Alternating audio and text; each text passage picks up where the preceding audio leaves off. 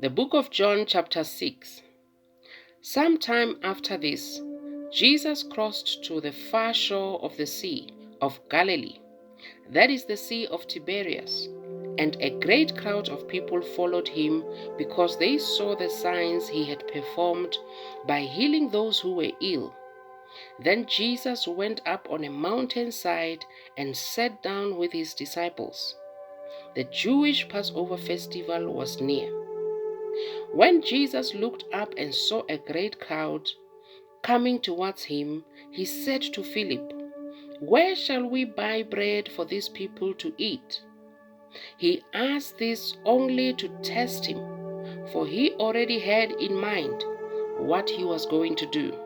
Philip answered him, "It would take more than half a year's wages to buy enough bread for each one to have a bite." Another of his disciples, Andrew, Simon Peter's brother, spoke up. "Here is a boy with 5 small barley loaves and 2 small fish. But how far will they go among so many?" Jesus said, "Make the people sit down." There was plenty of grass in that place, and they sat down. About 5,000 men were there. Jesus then took the loaves, gave thanks, and distributed to those who were seated as much as they wanted. He did the same with the fish. When they had all had enough to eat, he said to his disciples, "Gather the pieces that are left over. Let nothing be wasted." So they gathered them and filled 12 baskets with the pieces of the 5 barley loaves left over by those who had eaten. After the people saw the sign Jesus performed, they began to say, "Surely this is the prophet who is coming into the world." Jesus, knowing that they intended to come and make him king by force, withdrew again to a mountain by himself. When evening came, his disciples went down to the lake, where they got into a boat and set off across the lake of Capernaum. By now it was dark, and Jesus had not yet joined them. A strong wind was blowing, and the waters grew rough. When they had rowed about 3 or 4 miles, they saw Jesus approaching the boat, walking on the water, and they were frightened. But he said to them, "It is I. Don't be afraid." Then they were willing to take him into the boat, and immediately the boat reached the shore where they were heading. The next day, the crowd that had stayed on the opposite shore of the lake realized that only one boat had been there, and that Jesus had not entered it with his disciples, but that they had gone away alone. Then some boats from Tiberias landed near the place where the people had eaten the bread after the Lord had given thanks. Once the crowd realized that neither Jesus nor his disciples were there, they got into the boats and went to Capernaum in search of Jesus. When they found him on the other side of the lake, they asked him, "Rabbi, when did you get here?" Jesus answered, "Verily, truly, I tell you, you are looking for me, not because you saw the signs I performed, but because you ate the loaves and had your fill. Do not work for food that spoils, but for food that endures to eternal life, which the Son of Man will give you. For on him God the Father has placed his seal of approval." Then they asked him, "What must we do to do the works God requires?" Jesus answered, "The work of God is this, to believe in the one he has sent." So they asked him, "What sign then will you give that we may see it and believe you. What will you do? Our ancestors ate the manna in the wilderness, as it is written, He gave them bread from heaven to eat. Jesus said to them, Very truly I tell you, it is not Moses who has given you the bread from heaven, but it is my Father who gives you the true bread from heaven. For the bread of God is the bread that comes down from heaven and gives life to the world. Sir, they said, always give us this bread. Then Jesus declared, I am the bread of life. Whoever comes to me will never go hungry, and whoever believes in me will never be thirsty. But as I told you, you have seen me, and still you do not believe.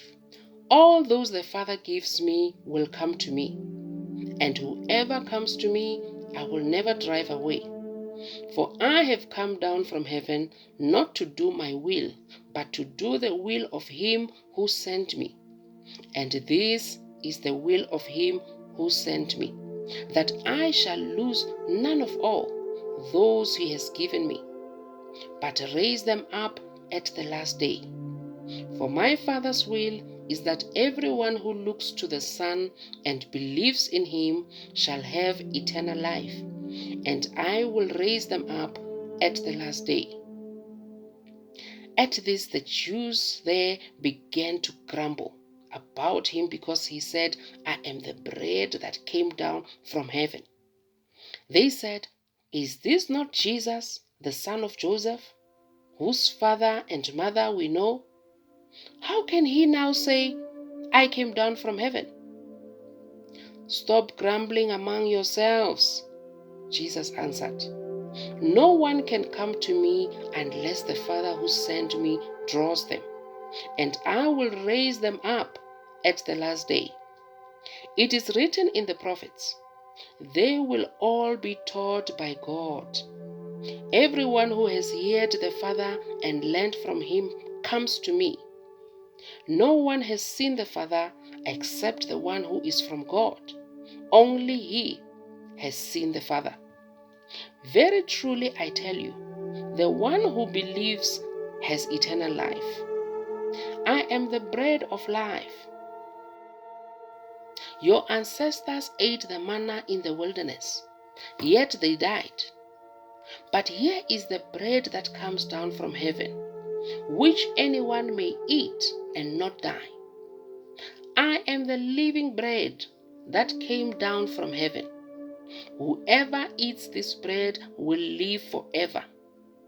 This bread is fresh, which I will give for the life of the world. Then the Jews began to argue sharply among themselves.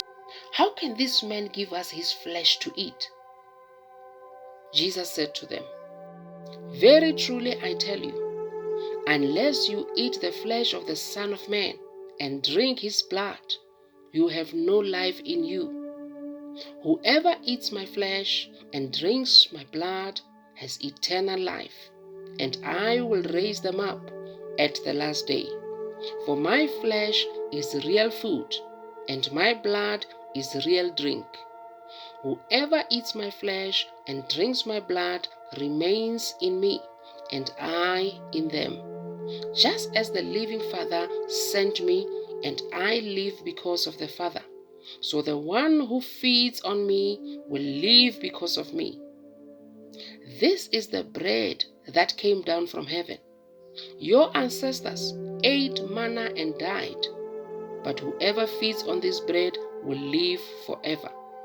He said this while teaching in the synagogue in Capernaum. On hearing it, many of his disciples said, This is a hard teaching. Who can accept it? Aware that his disciples were grumbling about this, Jesus said to them, Does this offend you? Then what if you see the Son of Man ascend to where he was before? The Spirit gives life. The flesh counts for nothing. The words I have spoken to you, they are full of spirit and life. Yet there are some of you who do not believe." For Jesus had known from the beginning which of them did not believe and who would betray him. He went on to say, "This is why I told you that no one can come to me unless the Father has enabled them." From this time, many of his disciples turned back and no longer followed him. "You do not want to leave too, do you?" Jesus asked the 12. Simon Peter answered him, "Lord, to whom shall we go? You have the words of eternal life. We have come to believe and to know that you are the Holy One of God." Then Jesus replied, "Have I not chosen you, the 12? Yet one of you is a devil." He meant Judas, the son of Simon Iscariot, who, though one of the 12, was later to betray him.